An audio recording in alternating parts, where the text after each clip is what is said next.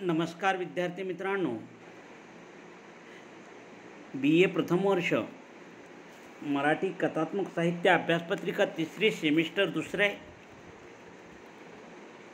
या ऐच्छिक मराठीमधील अद्वितीय स्वातंत्र्ययुद्ध हा चरित्रात्मक लेख संजय सोनवणे यांचा आहे. हा अद्वितीय स्वातंत्र्ययुद्ध कोण असेल तर यशवंतराव होळकर आहेत. संजय सोनवणे यांनी लिहिलेला हा यशवंतराव होळकरांवर चरित्रात्मक लेख, चरित्रलेखन खूप सुंदर आहे. त्यामधील वास्तवता, होळकरांचं धाडस, धैर्य, निर्णयक्षमता, प्रचंड पराक्रम, मुत्सद्दीपणा खरोखरच गुण वाखाणण्याजोगे आहेत. या ठिकाणी हे चरित्र ज्या अभ्यासक्रमाला ठेवलं आहे, संकटातून मार्ग काढण्यासाठी काय काय केलं पाहिजे, जे यशवंतराव चव्हाणांनी केलेलं आहे. चोही बाजूनं संकट असताना आपण मार्ग कसा काढावा याबद्दलचा निर्णय अद्वितीय स्वातंत्र्ययुद्धामध्ये यशवंतराव होळकरांनी यशस्वी रीतीनं पार पाडलेला आहे. तो आपण पाहणं गरजेचं आहे. खरं तर मराठीशाही संपुष्टात येणं हे महाराष्ट्रातील नव्हे, देशातील जनतेसाठी एक प्रकारचं घातक. इंग्रजांनी ते ताब्यात घेतलं. कारण 6 डिसेंबर 1803 रोजी बाजीरावाची वशी ते तह करून बाजीरावानं आपलं खालसाकरण केलेलं आहे आणि निजामी त्यांच्या ताब्यात आहे. अनेक राजेरजवाडे त्यांनी ताब्यात घेतले होते. दिल्लीचा बादशाह त्यांनी त्यांच्या इंग्रजाच्या ताब्यात घेतला होता. लॉर्ड वेलस्ली हे जनरल होते आणि लेख हा त्या काळामध्ये तिकडल्या बाजूला अधिकारी म्हणून नोकरीला होता. यशवंतराव होळकराला मात्र ही पेशवाईंचा हस्त किंवा मराठीशाहींचा हस्त खपला नाही. त्याला इंग्रजाचा राग आला. त्यांनी शिंदे आणि भोसलेंना एकत्र येण्याचा प्रयत्न केला, पण इंग्रजांनी त्याला तसं एकत्र येऊ दिलेलं नाही आहे आणि शिंदे आणि भोसलेंना वेगवेगळ्या ठिकाणी त्यांनी अडचणीत आणून युद्ध करून त्यांनाही तह करून आपल्या बाजूनं करून घेतलं.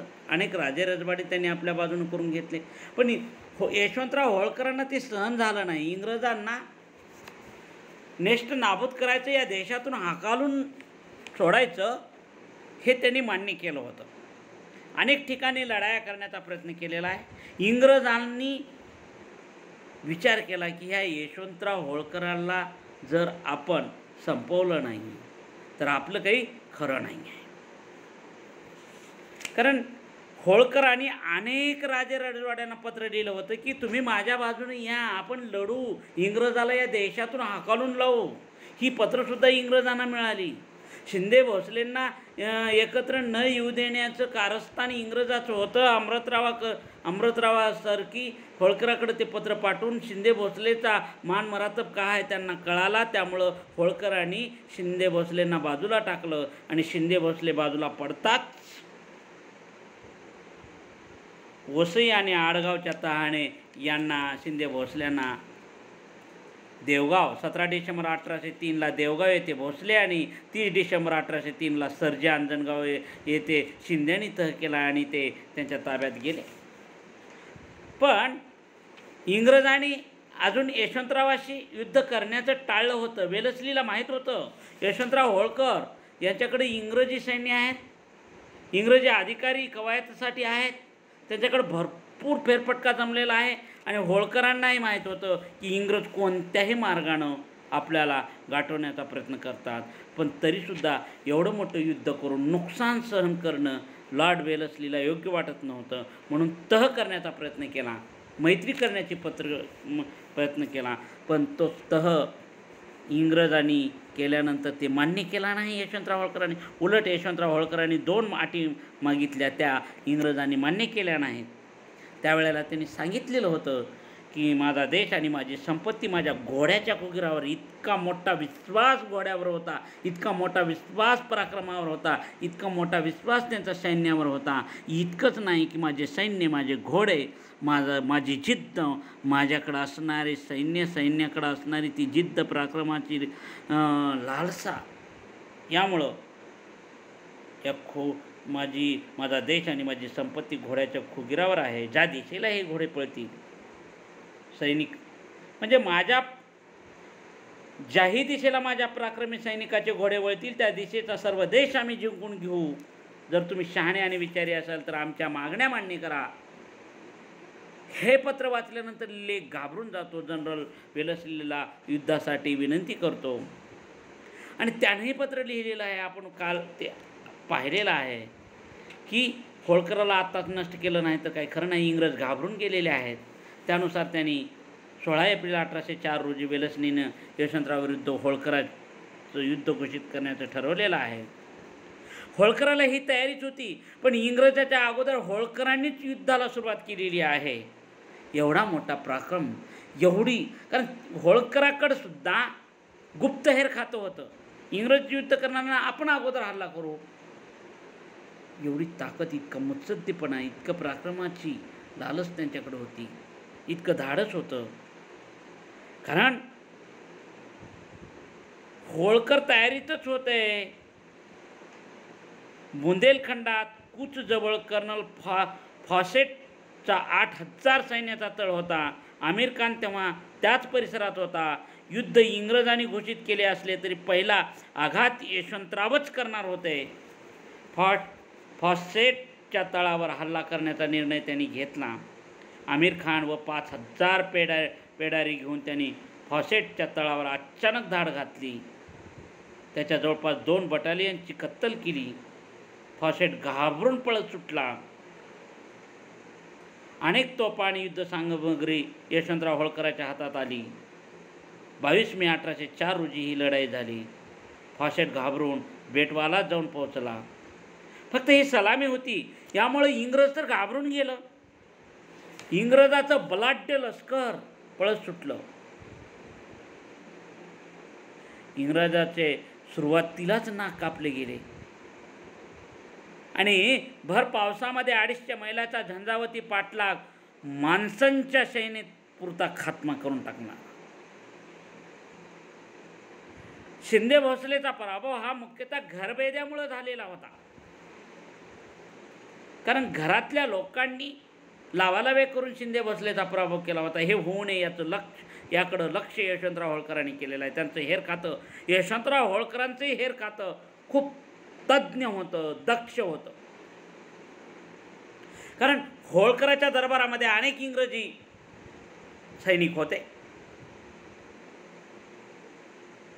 त्यापैकी काही लेखला सामील आहेत अशी शंका यशवंतराव होळकराला आले आणि प्रत्यक्ष पुरावे मिळाल्यानंतर तडकाफडकी दोषी व संशयितांना अटक करण्यात आली आणि त्याला देहांची शिक्षा देण्याचं काम इंग्रजी सैनिक जे की लेखला मिळालेले होते त्यांना देहांत शिक्षा गेली. त्यात कॅप्टन विक्कार, टॉड आणि रायनासारखे मातब्बर अधिकारी होते. जवळपास 200 घरबेद्यांना फटके देऊन त्यांना हाकलून देण्याचं कामही होळकरांनी केलेलं आहे. त्यामुळं कुठलाही सैनिक इंग्रजी असो ना आपला असो तो यशवंतराव होळकराची गद्दारी करू शकणार नव्हता. कारण यशवंतरावांना माहीत होतं की जो कोणी फितूर होईल, जो कोणी द्रोह करील, जो कोणी गद्दारी करेल त्यातला देहांत शिक्षा दिली जाईल. यशवंतराव शिस्तीचे कडवे होते.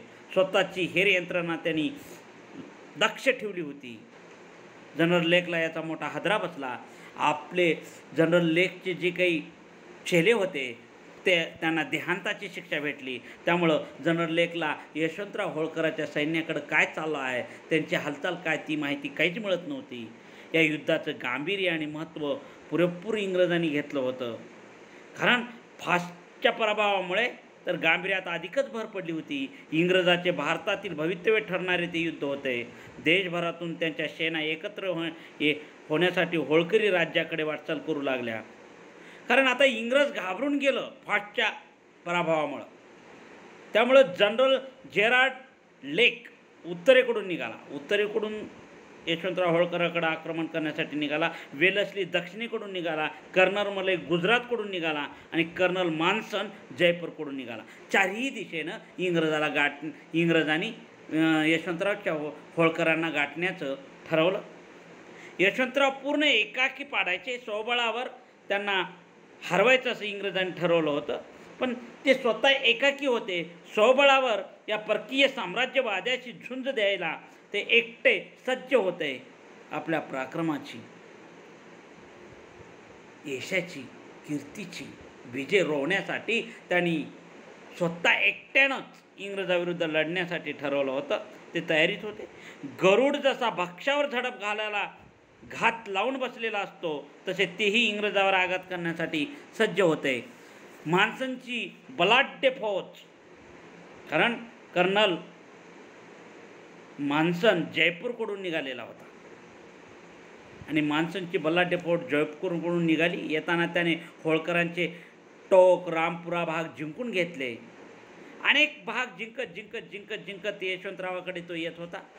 यशवंतरावाने आधी मान्सनला तोंड दाखवले, किरकोळ चकमक केली आणि सरळ महागार घेत चालले. आणि मान्सन त्याचा प्रदेश, यशवंतरावाचा प्रदेश जिंकत त्यांच्या मागच लागले. मान्सनने मुकुंदरा घाटी ओलांडला, पण यशवंतराव होळकर समोर येत नव्हते. त्यांना माहीत होतं शिवाजी महाराज कसे युद्ध करत होते. तशा पद्धतीनं त्यांनी हुलकवणी देण्याची सुरुवात केली. मान्सनला आपल्या प्रदेशात आणण्याचं काम केलं. मान्सनला वाटलं यशवंतराव होळकर घाबरले आहेत, ते पुढंच पळतात. यशवंतराव घाबरून पळत आहेत. मुकुंदऱ्यापासून 50 मैलावर असलेल्या हिंगलेशगडही मान्सनने जिंकला. होळकरांनी तेथेही कसलाही प्रतिकार त्यांना केला नाही. ज्या दिशेने यशवंतराव चालले होते नेमके त्याच दिशेला मरेचा तळ होता. त्यामुळे मरेला वाटले की यशवंतराव आपल्यावर युद्ध करण्यासाठी आलेले आहेत. त्या भीतीने मरे पळतच सुटला. मान्सनजवळ आता फार तर 2 दिवस पुरेल एवढाच शिदा राहिला.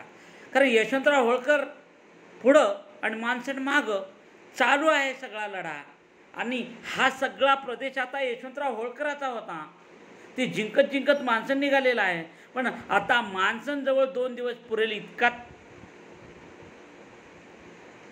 खाण्याचा शिदा होता. मरेही मागा हटला होता. मरेकडून त्याला जर शिदा मिळाला असता तर एखाद्या वेळेस जमलं असतं.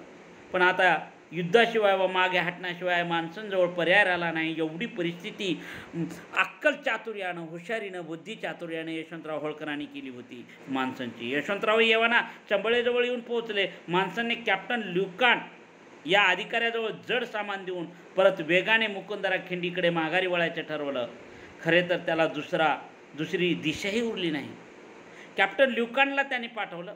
मान्सन तिथून हलताच यशवंतरावाने पूर्ण शक्तीनिशी त्या कॅप्टन ल्युकान सैन्यावर हल्ला चढवला. हा हल्ला एवढा भीषण होता, एवढा मोठा होता, एवढा पराक्रमी होता की ल्युकानचा एकही सैनिक आणि एकही बुणगा वाचला नाही. सर्व कापून काढले गेले. ल्युकानचे काय झाले काही समजलं नाही. पण इंग्रजी इतिहासकार किंवा टॉम होमबर्ग सारखे पाश्चात्य इतिहासकार व्यक्त करतात की ल्युकान जवळील जड तोफा व अन्य सामग्री यशवंतरावाच्या हाती लागली. त्याचा मृत्यू बहुधा होळकरांच्या कैदीतीच झालेला असावा. होळकरांनी त्यांना मारलं असावं. त्या ल्युकानलाही त्यांनी मारलं. अशी दारुण पराभव इंग्रजाचा यशवंतराव होळकरांनी केला. आणि त्याच्याकडच्या पायदळ, कारण जड तोफा अन्य सामग्री यशवंतरावाने आपल्या हाती घेतली. आणि मान्सन आता स्थिती बदलली म्हणून पळत सुटला, घाबरून गेला. तर शिकाऱ्यासारखे मान्सनच्या मागे यशवंतराव लागले. यशवंतरावाचे पायदळ व तोफा मागून येत राहिल्या. 10 जुलै 1804 यशवंतरावाने मुकुंदरा खिंडीजवळ मान्सनला गाठले. त्याने मान्सन व सर्व सैन्यांना हत्यारे तेथेच ठेवून आग्र्याला निघून जा असा आदेश बजावला. मान्सनने तो आदेश पाळणं शक्य नव्हते. तो पळतच राहिला. आणि मान्सन पुढं पळत राहिला आणि यशवंतराव त्याच्या मागं पळत राहिले. आणि उपासमार सुरूच होती. यशवंतरावाचे हल्ले परतण्याचा प्रयत्न चालूच होता. तितक्यात पावसाळा सुरू झाला. मान्सनचे पलायन अजून कठीण झाले. गाळाच्या मातीत त्या मैदानी प्रदेशात चिखल एवढा झाला की ती रुतत पुढं सरकणे नशिबी आले. यशवंतरावाने अजूनही त्याच्यावर हल्ला केला नव्हता. मान्सनने कोट्याच्या राजाकडे जालिम सिंगकडे एक रात्र मुक्काम केला. कुठेतरी त्या रात्री त्यांच्या सैन्याला पोटाला अन्न मिळाले. जालिम सिंगाने दिलेल्या मदतीने दुतडी भरून वाहणारी चंबळ नदी त्यांनी ओलांडली. यशवंतराव पाठलागच करत होते. यशवंतराव थांबले नाहीत. चंबळ ओलांडली. धीम्या गतीने पाठलाग सुरूच राहिला. माणसांना जमल तेवढ्या वेगाने तो पुढं पळत राहिला. पण चंबळ नदी ओलांडल्यानंतर जो काळा भुसभुशीत रान होतं त्यामध्ये त्यांच्या तोफा, हत्ती, घोडे रुतून बसले. त्यांना पुढं चालता येईना. सैन्यांना त्या इंग्रज जमना. या काळ्या मातीच्या चिखलात ते तोफा ओढता येईनात. आणि त्या तोफा, हत्ती, घोडे सोडून हा माणसं पुढंच पळत राहिला. आणि त्या तोफा, हत्ती, घोडे यशवंतराव होळकरांनी ताब्यात घेतला. 23 जुलैला माणसांनी एक दुतडी भरून वाहणारा चंबळी ओढा हत्तीच्या सहाय्याने ओलांडायला सुरुवात केली. तो पहिल्या दिवशी फक्त एकच गर्नसची बटालियन पार करू शकला. दुसऱ्या दिवशी होळकराच्या घोडदळाच्या तुकड्याने अचानक हल्ला केला. माणसांच्या सैन्यात एकच गोंधळ उडाला. चकमक दिवसभर चालली. होळकरांची सर्वच सेना तिथं आली होती. दोघांमध्ये तुंबळ युद्ध झालं. आपल्याला या ओढ्यातच जलसमाधी मिळेल की काय असं माणसांना चिंता लागली. माणसांनी तिसऱ्या दिवशी कर्नल डॉनला 2 बटालियनसह पुढं पाठवले. रामपुरा गाठायला सांगितले. स्वतः त्याने त्या दिवशी ओढा ओलांडला व वेगळ्या मार्गाने रामपुऱ्याकडे निघाला. कारण आता यशवंतराव होळकर माणसांच्या खूप मागं लागलेले आहेत. आता काही खरं नाही असं त्यांना वाटायला लागलेलं आहे. आणि पुढं काय होतं, कारण होळकर इतके बेभान झालेले आहेत.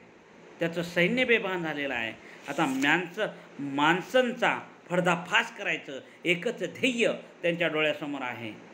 कारण त्यांनी सर्व शक्तीनिशी लिवकांचा पाडाव केला. मरे पळून गेला. माणसांच्या पाठीमागं लागलेली आहेत. इंग्रजांनी जे ठरवलं होतं चौघांनी एकत्र येऊन माणसांना काय होळकरांना मध्ये गाठायचं आणि होळकराला संपवायचं, पण ते तर तसं घडलंच नाही. इंग्रजाला हादरून ठेवण्याचं सामर्थ्य, तेवढी शक्ती, तेवढी ताकद, तेवढी बुद्धी, तेवढं चातुर्य, तेवढं धाडस, तेवढा मुत्सद्दीपणा यशवंतराव होळकरांकडं होता. खरोखरच त्यांचं हेरकातही चांगलं होतं. पुढं काय होतं ते आपण उद्याच्याला पाहू. इथं आपण थांबू. धन्यवाद.